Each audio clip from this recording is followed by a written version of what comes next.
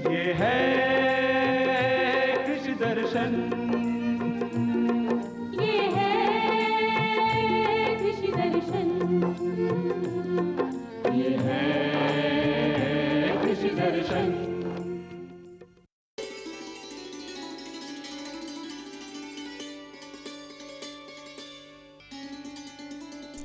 किसान साथियों, कार्यक्रम में एक बार फिर आप सभी का स्वागत है। आज के हमारे कार्यक्रम का विषय है इस सप्ताह के कृषि कार्य, और इसके बारे में विस्तार से जानकारी देने के लिए आज हमने हमारे स्टूडियो में आमंत्रित किया है डॉक्टर भंवर लाल शर्मा जी को। आप सेवानिवृत्त संयुक्त निदेशक हैं सर कृषि में। आपका कार्यक्रम में बहुत बहुत स्वागत है। किसान साथियों, आप हमें कार्यक्रम में फ़ोन कर सकते हैं और आपके जो भी सवाल हैं आप हम उनका जवाब जान सकते हैं। आप फ़ोन करने के लिए हमारे फ़ोन नंबर हैं 2704-999। हमारे दूसरे फ़ोन नंबर हैं 2704-098। अगर आप जयपुर के बाहर से कॉल कर रहे हैं तो जयपुर का STD कोड है 0141। तो आप हमें कॉल करिए और जो भी आपके खेती संबंधित सवाल है वो आप हमें जान सकते हैं। चलिए आपसे शुरुआत करते हैं सर। जैसे कि हम सब जानते हैं कि रबी की बुवाई का समय चल रहा है। कहीं कहीं किसान भाइयों ने तो सरसों बो भी चुके थे, लेकिन कहीं कहीं बरसात आ गई तो हमारे कुछ किसान साथी हैं जो कि बुवाई नहीं कर पाए सरसों की। ऐसे में आपसे जानना चाहेंगे कि अगर वो अब सरसों की बुवाई करते हैं तो शुरुआत में कौन सी सावधानी रखें कि किसी भी प्रकार से कोई समस्या ना आए। बिल्कुल ठीक है। जैसे आपने फरमाया, रबी का सीज़न शुरू हो चुका है और सरसों का उपयुक्त समय एक तरह से निकलने की स्थिति में है। राजस्थान में लगभग 50% किसान सरसों की बुआई कर चुके हैं जी। और बाकी चूंकि बारिश हो गई तो बरसात जो है वो खेतों में पानी इकट्ठा ज़्यादा हो गया जी। तो जहाँ पानी इकट्ठा हो गया वहाँ किसान भाई जो हैं वो अभी बाढ़ आने का इंतज़ार कर रहे हैं। तो आजकल के अंदर अब करीब करीब कुछ इलाकों में तो आ गई है, जहाँ नहीं आई है वहाँ पर किसान भाई जो है वो सरसों की बुआई मतलब इस सप्ताह में हर हाल में कर लें, क्योंकि उसके बाद में फिर चने का समय शुरू होता है जी। तो 30 अक्टूबर तक चने की बुआई का उपयुक्त समय है। तो किसान भाई वहाँ पर चने की बुआई जो है वो कर लें। साथ ही जो खरीफ की फसलें हैं जी। यदि वो रह गई है, जैसे गुआर रह गया है, कोई और कोई चीज़ रह गई है, तो उनको भी अभी इस समय काट करके और वो खलियान के रूप में अलग से ले लें।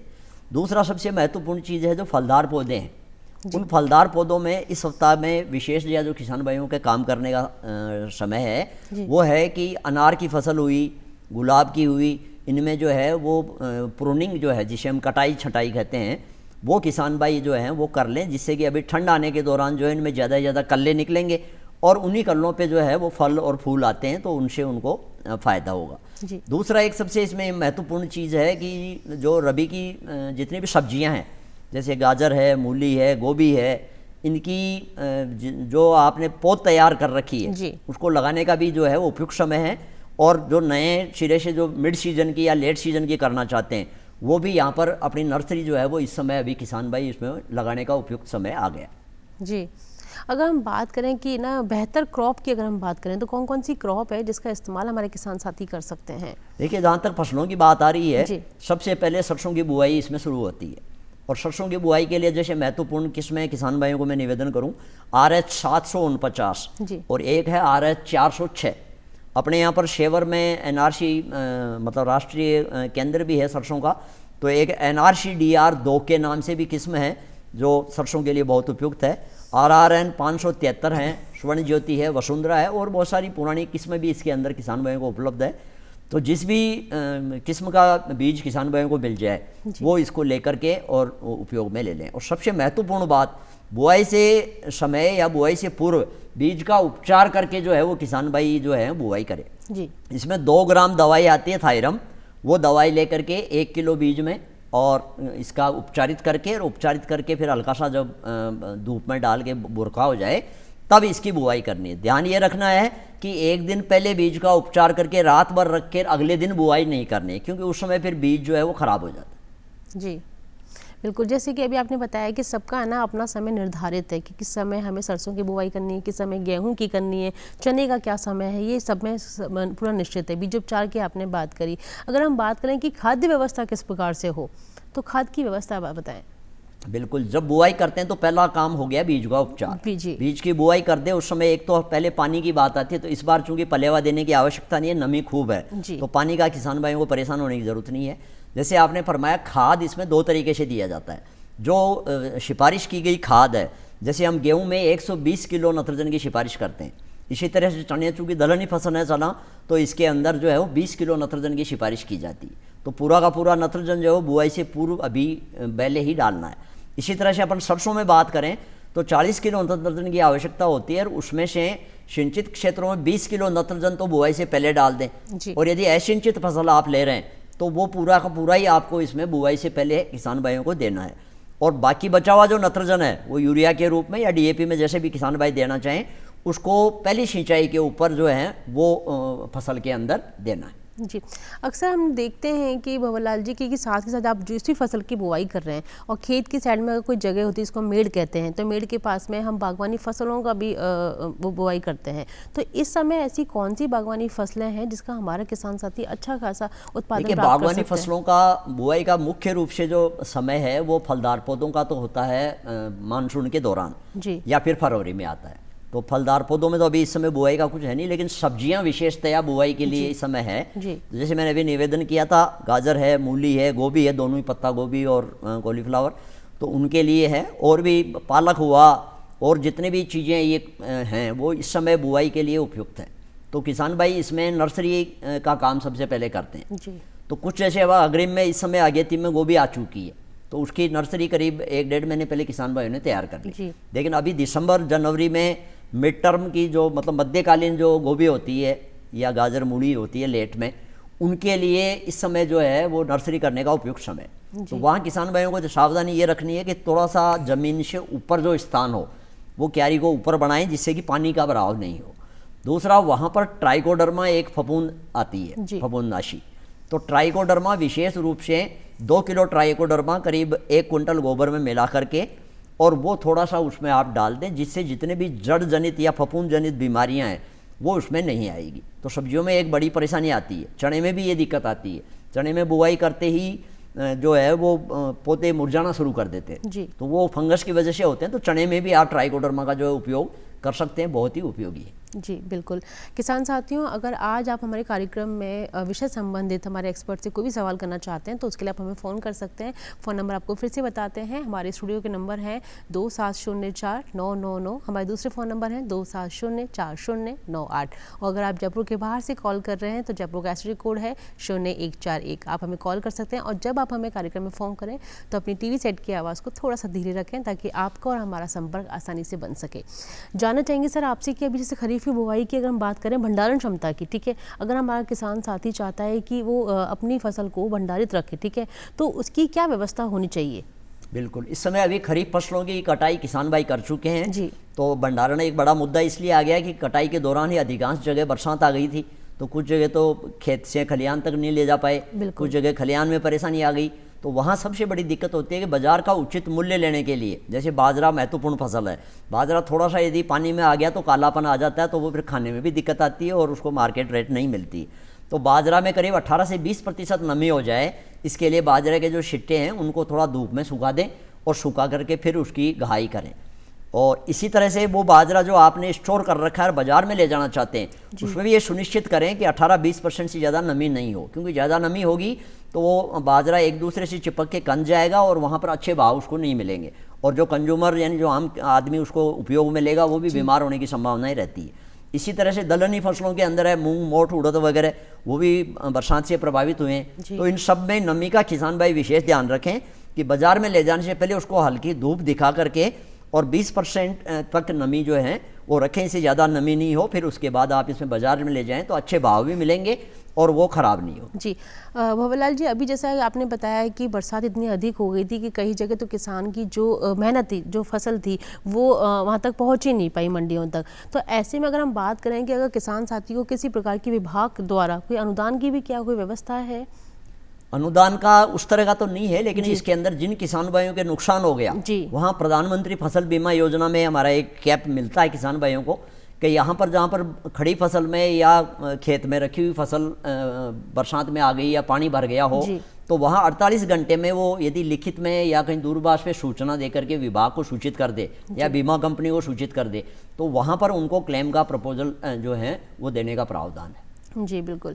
आजकल हमारे किसान साथी जैविक खेती की तरफ अपना रुझान ज़्यादा बढ़ा रहे हैं, ठीक है। तो आपसे जानना चाहेंगे कि हमारे किसान साथियों को बताएं कि जैविक खेती में बिल्कुल किस बिल्कुल प्रकार बहुत से, अच्छी चीज़ जी है। किस देखिए प्रकार से। किसान भाई जैविक इसलिए करना चाहते हैं कि रसायनों का प्रकोप बहुत ज़्यादा बढ़ रहा है जी। और वो मानव स्वास्थ्य और पर्यावरण दोनों को प्रभावित करता है। तो जो किसान भाई अभी जैसे रबी में जैविक करना चाहते हैं, जैसे जैविक सरसों और जैविक चना आप कर सकते हैं। तो जैसे अभी आप हमें निवेदन किया है कि यूरिया डीएपी डालिए, वहाँ आपको कोई कीटनाशक, कोई यूरिया डीएपी यानी कोई भी उर्वरक नहीं डालना है।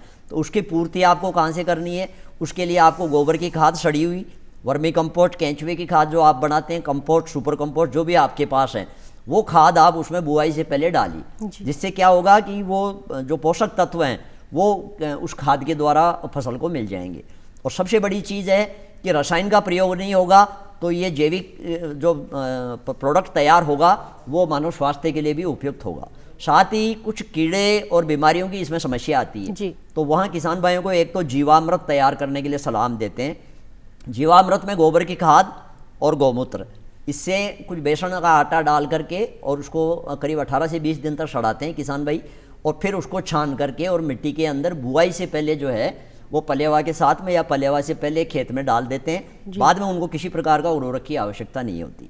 और खड़ी फसल के अंदर यदि जैसे कीटनाशक, जैसे सरसों है, सरसों में मोइला जैसे छोटे कीट या पत्ती में या धब्बा रोग और इस प्रकार की खूब दिक्कतें आती है, तो वहाँ नीम हुआ, आपके क्या कहते हैं धतूरा हुआ, आंकड़ा हुआ, और बहुत सारे पौधे हैं 18-20 प्रजातियों के। ऐसा कोई भी पौधा जिसकी पत्ती को या डंकड़ को तोड़ो और दूध निकलता हो, जैसे सफ़ेद कनेर है, इसको बड़ का पेड़ है, धतूरा है, तो इनमें दूध निकलता है। ऐसे कोई भी पत्ते जो हों उनका करीब आप 2 से 2.5 किलो पत्ते लेकर के उसको गोबर गौमूत्र के साथ सड़ा लीजिए और सड़ा करके ये करीब 15 दिन, और अभी सर्दियों में 18 से 20 दिन तक सड़ाने के बाद इसको छान के और फिर एक स्प्रे आप कर दीजिए। और हर 15 से 20 दिन के बाद ये स्प्रे लगातार करिए, तो किसी भी प्रकार का कीड़ा जो है वो इसको प्रभावित नहीं करेगा। जैविक खेती में ये ध्यान में रखना है, वो कीड़ा आपको दिखेगा तो लेकिन नुकसान नहीं कर पाएगा। तो किसान भाई समझते हैं मैंने स्प्रे भी किया लेकिन कीड़ा तो मरा नहीं। तो जैविक में मरना उद्देश्य नहीं होता है, जैविक में उस कीड़े को बंद करना है जी। तो वो कीड़ा खा नहीं पाएगा और नुकसान नहीं करेगा जी। मतलब वो किसी भी तरह से ना फसल को नुकसान नहीं कर पाएगा जी। जी। आपसे जानना चाहेंगे भंवरलाल जी, आपका बहुत अच्छा अनुभव रहा है कृषि विभाग में, ऐसी कौन कौन सी योजना है विभाग की जो कि हमारे किसान साथियों के लिए बेहद लाभदायक हो सकती है? बिल्कुल किसान भाई, हमारे योजनाओं में देखें तो जैसे सबसे पहले तो हम रबी के मिनी किट का वितरण करते हैं। अभी किसान भाइयों को 18 लाख के करीब मिनी किट वितरण हुआ है, जिसके अंदर सरसों का, चने का और फलदार पौधों के अलावा हम जो सब्जियां हैं उनके भी मिनी किट किसान भाइयों को उपलब्ध करवाएं। तो मिनी किट किसान भाई ले सकते हैं। दूसरा, आत्मा योजना में, NFSM में बहुत सारी हमारी योजनाएँ हैं जिनके अंदर प्रदर्शन भी किसान भाई ले सकते हैं। हम इसके अंदर 0.4 हेक्टेयर से लेकर के 1 हेक्टेयर तक यानी 1.5 बीघा से लेकर 4 बीघा तक के प्रदर्शन किसान भाइयों को देते हैं। तो प्रदर्शन में पूरा बीज, उर्वरक, दवाई, जो भी कुछ आवश्यक चीज़ें होती है वो किसान भाइयों को हम निःशुल्क उसमें उपलब्ध करवाते हैं। साथ ही सबसे महत्वपूर्ण पार्ट है कि जो किसान भाई जैसे फार्म पॉन्ड बनाना चाहते हैं, डिग्गी बनाना चाहते हैं, पाइपलाइन लेना चाहते हैं, कोई कृषि यंत्र लेना चाहते हैं, उन सब के लिए भी इसमें सब्सिडी का प्रोविज़न किया हुआ है। और सबसे महत्वपूर्ण, अभी चूंकि फसलों की बुआई हो जाएगी तो आवारा पशु जैसे रोजड़ा है और सूअर हैं, ये जंगली जानवर प्रभावित करते हैं, तो उसके लिए तारबंदी का भी प्रोविज़न है। तो किसान भाइयों को तारबंदी के लिए भी हम अनुदान उपलब्ध करवाते हैं। तो सबसे बड़ी मुद्दे की बात यह है कि चूंकि अप्रैल से ये आवेदन खुले हैं तो अभी आवेदनों की संख्या थोड़ी ज़्यादा हो गई है, इसलिए किसान भाई इसमें भाई परेशान नहीं हो, शीघ्र ही इन आवेदनों को फिर हम प्रारंभ करेंगे। लेकिन जिन किसान भाइयों ने आवेदन कर दिए हैं उनसे निवेदन है कि वो अपना प्रशासनिक स्वीकृति जारी करवा करके और भौतिक सत्यापन करवा करके इसका लाभ जो है वो तत्काल ले लें। हमारे एक कृषि विभाग की महत्वपूर्ण योजना है फार्म पॉन्ड की, बरसात का पानी इकट्ठा करने की। तो उसके अंदर 20 मीटर लंबा, 20 मीटर चौड़ा और करीब 3 मीटर गहरा यानी 1200 घन मीटर का हम एक फार्म पॉन्ड उसमें खुदवाते हैं और किसान भाइयों को इसमें 1,35,000 रुपये तक का अनुदान देते हैं। लघु और सीमांत किसानों को 10% अतिरिक्त अनुदान का भी इसमें प्रावधान है। तो इस प्रकार से किसी भी आइटम में जिसमें कृषि से संबंधित है, आप फलदार पौधे लेना चाहते हो, आप पॉली हाउस लगाना चाहते हो, सबके ऊपर कृषि विभाग की तरफ से अनुदान है। और अभी माननीय प्रधानमंत्री जी ने 2 दिन पहले एक नई योजना भी शुरू करी है, प्रधानमंत्री धन धान्य कृषि योजना के नाम से। उस योजना में भी और दालों में भी एक योजना की है जिसमें भी, इनमें भी जल्दी ही दिशा निर्देश आएंगे तो उसका भी लाभ किसानों को मिलेगा। लेकिन इन आइटम्स पे अभी वर्तमान में राष्ट्रीय खाद्य सुरक्षा मिशन हमारी एक योजना है, उसमें किसान भाइयों को लाभ दिया जा रहा है। जी, आजकल देखा गया है कि विभाग में भी कुछ समय के लिए प्रशिक्षण की व्यवस्था दी जाती है किसान साथियों को, तो वो प्रशिक्षण की व्यवस्था किस प्रकार से दी जाती है? देखिए, किसान भाई यदि किसी को जानकारी नहीं है तो हम ग्राम पंचायत लेवल पे, ब्लॉक लेवल पे, जिला स्तर पे और राज्य स्तर पे भी होते हैं। ये कार्यक्रम हम लगातार करते रहते हैं। अभी एक सप्ताह पहले ही हम यहाँ से डेनमार्क और हॉलैंड पे किसानों का दल जो है वो भेजा गया, जो प्रगतिशील किसान है उनको बाहर भेजा गया है ताकि वो नवाचारी गतिविधियाँ सीखे।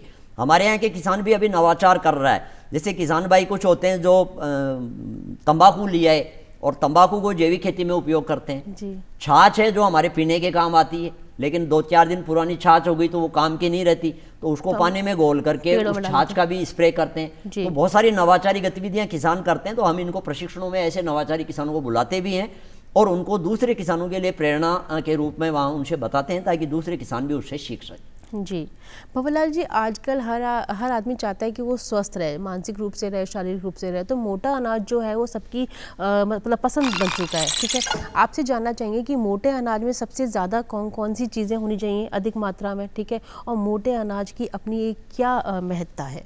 बहुत बढ़िया चीज़ है। आज के युग में देखिए, स्वास्थ्य बहुत इंपॉर्टेंट है। जी बिल्कुल, मिट्टी का स्वास्थ्य भी है और आदमी का स्वास्थ्य भी होना चाहिए। तो अभी वर्तमान में हम लोग गेहूं खाते थे, अभी कोई बीमारी होती है डॉक्टर के पास हम जाएंगे तो डॉक्टर आजकल हमें मना करने लगे कि आप गेहूं की रोटी खाते हो तो तत्काल बंद कर दीजिए। उसके पीछे यही कारण है कि गेहूं के जो जीन्स हैं या दूसरी जो चीज़ें हैं वो हमारे लीवर को प्रभावित करती है। तो ऐसे में श्री अन्न के नाम से जो मोटा अनाज प्रमाणित किया गया है, विशेषतः बाजरा हमारा महत्वपूर्ण फूड है। खरीफ के अंदर हम करीब 45 लाख हेक्टेयर में बाजरा पैदा करते हैं, लेकिन सबसे बड़ी बात है कि अभी रबी में भी हमारे पास बहुत है, जैसे चीना है, कुटकी है, कुछ बहुत सारे और भी हैं जो दक्षिणी राजस्थान में, जैसे बांसवाड़ा है, उदयपुर है, डूंगरपुर है, उनमें ये मोटे अनाज वाली फसलें किसान भाई उगाते हैं।